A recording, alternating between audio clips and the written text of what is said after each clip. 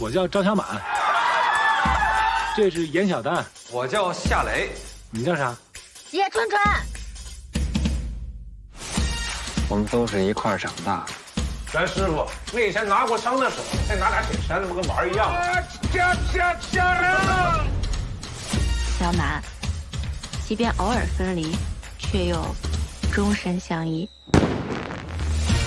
让咱那个马家三家一炮打响，趁着我们这些老哥老粉还能动，能多给你做一点儿，我们就多做一点儿。公司要收购动画厂的3分厂。